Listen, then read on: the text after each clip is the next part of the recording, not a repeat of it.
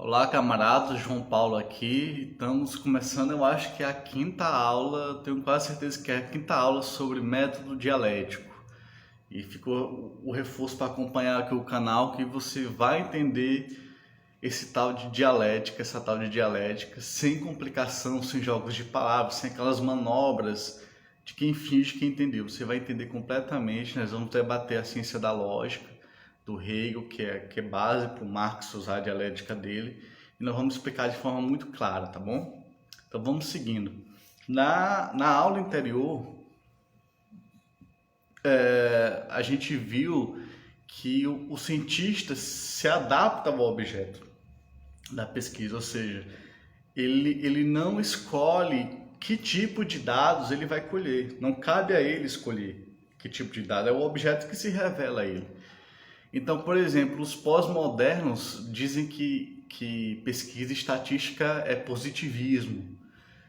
É como se não fosse importante, vital, fazer pesquisa estatística e tudo mais. Isso é uma preguiça científica enorme dos pós-modernos. Por outro lado, não é só como os positivismos. O positivismo diz que a única fonte viável é a fonte oficial, a fonte estatal. Isso é um erro. Entrevista, por exemplo, pode ser uma fonte e tudo mais. Então nós buscamos esgotar as fontes para poder reconhecer o objeto, conhecer o objeto como ele é. A gente não escolhe as fontes previamente, que tipo de fonte a gente vai trabalhar. Bom, esse é o resumo da aula anterior, que a gente vê que os pós-modernos e os positivistas caem os dois em erro, né? Assim, sobre esse assunto. Antes de avançar, eu queria fazer quero fazer o convite para você baixar o meu livro A Crise Sistêmica. Se você tem interesse em conhecer o capitalismo hoje, entender para onde a gente está andando, ter uma interpretação, creio que correta, sobre como é a sociedade hoje, o livro A Crise Sistêmica está disponível na descrição. É gratuito o livro para você baixar o PDF. E modéstia à parte, está muito bom. Modéstia à parte, levou 13 anos de pesquisa para eu poder concluir ele. Parece que eu sou mais jovem, mas não sou tão jovem assim. E usei o método dialético para chegar às conclusões do livro, tá certo? Então, eu estou aqui expressando um método que eu usei na prática, na construção do livro A Crise Sistêmica, tá bom? Então, fica o convite aí para baixar o livro e vamos seguir aqui, tá bom? Bom, vamos debater dois assuntos hoje, iniciar dois assuntos hoje. Um é a interdisciplinaridade contra a especialização e o segundo é a questão do perfil do cientista. Bom, indo direto ao assunto, existe um problema na ciência atual que é a hiperespecialização, uma especialização excessiva. Há um visor limitado, uma visão limitada para se estudar na universidade, na ciência comum. Há um excesso de especialização mesmo, assim, excessivo. O que a dialética diz? Você tem que combinar especialização com uma cultura ampla, você tem que ser erudito, você tem que ter um conhecimento amplo. E isso se faz até na própria pesquisa, porque você não consegue... eu vou estudar um assunto de acordo com a geografia, de acordo com a história, de acordo com a filosofia, de acordo com a sociologia. Esse método é errado. O método você percebe o que o objeto de estudo de forma interdisciplinar. Eu vou dar um exemplo aqui que eu falei no caso passado. Vamos supor que alguém vai estudar o problema do suicídio, da depressão aqui em Teresina, que é muito alto. O pesquisador, ele está aqui tratando de psicologia, mas logo ele tem que tratar de geografia, para saber como o espaço urbano é organizado, você tem espaço de lazer. Logo ele tem que tratar de história, porque houve uma urbanização muito grande do interior para a cidade e a mentalidade da pessoa, dos mais velhos é muito atrasada em relação aos mais jovens e tudo mais. Depois ele tem que falar de física, química e tudo mais, porque ele tem que considerar o clima. Então, olha só, para estudar um objeto, que nosso tema aqui foi a depressão e o suicídio em Teresina, ele teve que ir para geografia, para história, para climatologia e tudo mais. Ou seja, se você especializar e focar apenas numa área de conhecimento especializado, você não chega ao objeto. Se você for estudar o universo, você tem que estudar química, física, matemática, biologia, você tem que estudar química e tudo mais. Então não cabe a especialização excessiva. Até no estudo de história você tem que estudar biologia também. Então o método é interdisciplinar. Você não se limita a uma disciplina. No fundo, gente, na área de humanos, por exemplo, só existe uma ciência, que é a ciência da história. Não existe duas. A geografia é história, direito é história, sociologia é história, ciência política é história. Qualquer curso, na verdade, é uma fragmentação arbitrária, quase arbitrária, da história. Então, a psicologia é história. Então, a psicologia, por exemplo, é obrigatório pegar um pouco de biologia, um tanto de biologia, mas é história. Por exemplo, a história da formação do homem. Então, você vê que a tentativa de especializar o conhecimento, de limitar o objeto, a visão do objeto, é anticientífico. E o que é que o marxismo faz? Você é obrigado a adquirir cultura, conhecimento em outras áreas para poder fazer uma obra decente, uma pesquisa científica decente. Foi isso que eu fiz no meu livro, A Crise Sistêmica. Tem hora que eu tenho que partir para psicologia, tem hora que eu trato de saúde, tem hora que eu trato de economia, tem hora que eu trato de teoria organizativa. Então tem hora que vai mais propriamente para a história e para a geografia.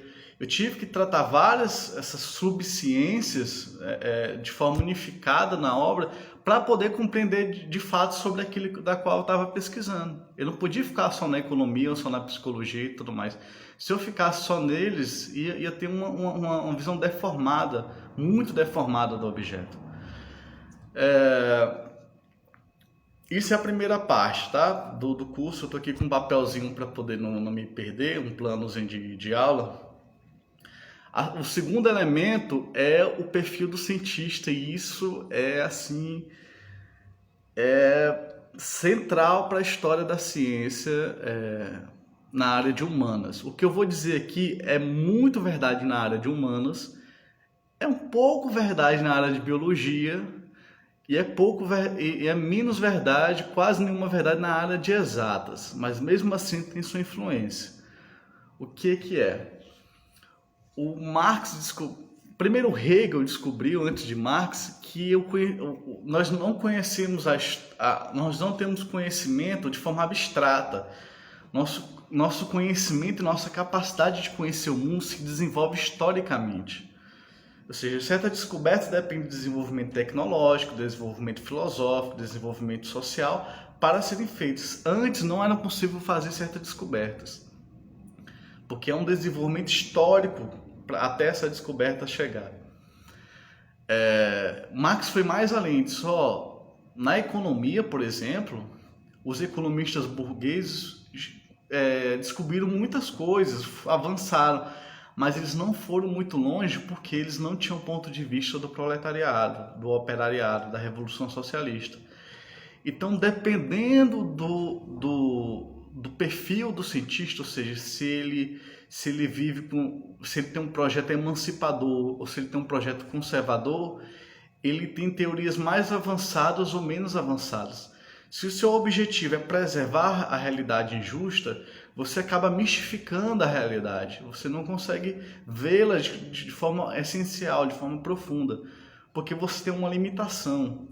Já que o cientista ele é tanto ferramenta, ele não é só sujeito, ele é ferramenta. E ao mesmo tempo, além de ferramenta científica, ele é também um objeto da ciência humana. Ele está na história que ele mesmo estuda, ele faz parte dessa história que ele mesmo estuda. Então o cientista, ele faz parte da realidade que ele mesmo estuda. Então o cientista se ele tem ele é de classe média, quer preservar o capitalismo, ou ele é subversivo, isso faz diferença no perfil do cientista e no perfil da sua pesquisa. Ou seja, a posição do cientista em relação ao mundo influencia no limite determinadamente, de forma determinista, no limite de forma determinista, até onde vai sua pesquisa e com que profundidade vai sua pesquisa. O Marx soube explicar melhor a economia do que qualquer outro economista no mundo, porque ele tomou ponto de partida do proletariado, da classe trabalhadora, do socialismo. Isso na área de humanos. Então, o perfil do cientista afeta a sua capacidade de acessar a realidade, de criticar a realidade, de absorver a realidade tal como ela é. Isso é muito comum no curso de psicologia. No curso de psicologia, nós temos um fenômeno que é o seguinte: aqueles que são mais religiosos, aqueles que são homossexuais enrustidos, que não se libertam, aqueles que têm dificuldade de lidar com a sexualidade, tendem a negar a psicanálise. Aqui não entra nem em questão se a psicanálise está certa ou errada. A questão é que eu penso que está certo, mas precisa ser superada. Aqui é outra história. Por isso que a gente tem que ir além da psicanálise e muito mais.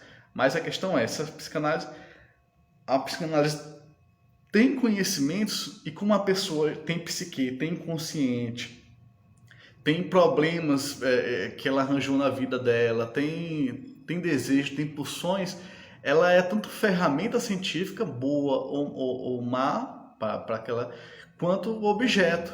Então ela pode ter dificuldade com os conhecimentos da psicanálise e negar a psicanálise às vezes de forma até violenta. Por quê? Porque ela está lidando consigo mesma nesse estudo da psicanálise. Entende?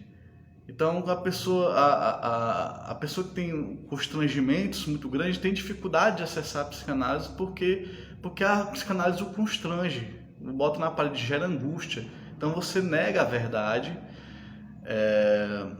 que a psicanálise mostra porque tem dificuldade de lidar com ela. Veja, isso também vale para as classes sociais em relação até onde pode ir o conhecimento de alguém que toma ao lado da burguesia ou alguém que toma ao lado do proletariado. Olha só, o perfil do cientista, inclusive a classe em que ele pertence, influencia, no limite determina até onde ele pode ir, mas isso não quer dizer que ele vai chegar lá. É preciso esforço, mesmo você tomando do lado dos trabalhadores, tomando do lado do proletariado na pesquisa, você precisa de esforço. Sem esforço você não chega até a essência da realidade, certo? Mas a posição que você escolhe de vida, no fim determina a sua capacidade de ver a realidade. Boa parte dos filósofos da ciência burguesa reconhecem isso. Hoje eles reconhecem isso, que há essa influência. Porém, eles dizem o seguinte: não basta reconhecer que há essa má ou boa influência, que isso se resolve. Não se resolve. Não se resolve. Há um limite. Há um limite no perfil do cientista que impede que ele vá mais longe do que ele poderia ir se tivesse uma outra posição de vida. Ou na biologia e nas ciências exatas, na física, isso não é verdade. Ou não é tão verdade. É claro que o perfil do cientista, mesmo nas ciências, nas biológicas, influencia até onde ele vai também. Influencia, mas não tanto quanto nas ciências humanas. Tá certo? Influencia, mas não tanto quanto nas ciências. Nas ciências humanas isso é mais verdadeiro, é mais firme, é mais localizado. Então é isso, deu 14 minutos, nós vimos isso, né? Que a interdisciplinaridade é necessária para conhecer de fato o objeto, negar a especialização ou negar o excesso de especialização, e que o perfil do cientista afeta se ele vai ou não, até onde ele vai para perceber a realidade tal como ela é, tá bom? É isso, a gente viu também que em resumo, que a pesquisa científica vai para todo tipo de fonte, tanto estatística quanto qualitativa, toda uma entrevista, então não se limita o método nesse método, tá bom? É isso, até a próxima aula e a gente se vê daqui a alguns dias. Até mais.